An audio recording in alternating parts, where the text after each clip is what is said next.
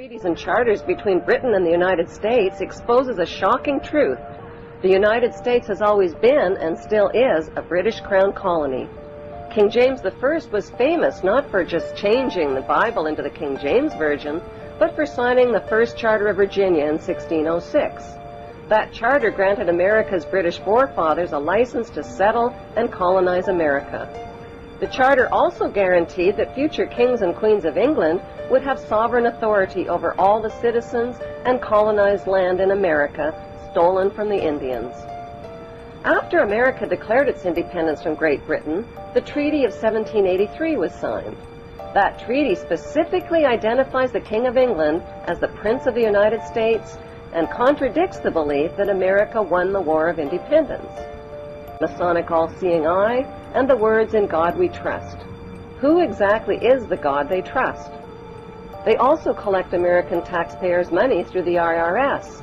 Then they loan it back again with interest to pay for roads, bridges, and other public. Most U.S. citizens believe that the United States is a country and that the President is the most powerful man on earth. The United States is not a country. It is a corporation, and the President is President of the Corporation of the United States. He and his elected officials work for the corporation, not for the American people.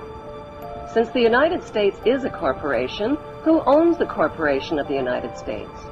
Like Canada and Australia, whose leaders are prime ministers of the Queen, and whose land is called Crown Land, the United States is just another Crown colony. Crown colonies are controlled by the empire of 3 city-states. At the center of each city-state is a towering, phallic-shaped stone monument called an obelisk that points skyward. In D.C.'s city-state, the obelisk, known as the Washington Monument, was dedicated to Freemason George Washington by the Freemason Grand Lodge of the District of Columbia.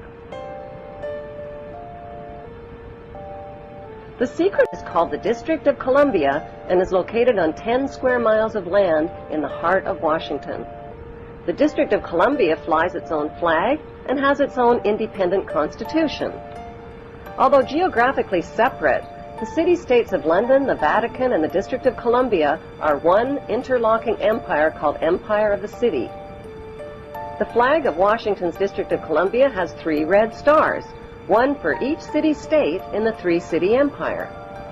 This includes London's inner city, militarily through the District of Columbia, and spiritually through the Vatican. The Constitution for the District of Columbia operates under a tyrannical Roman law known as Lex Fori, which bears no resemblance to the U.S. Constitution.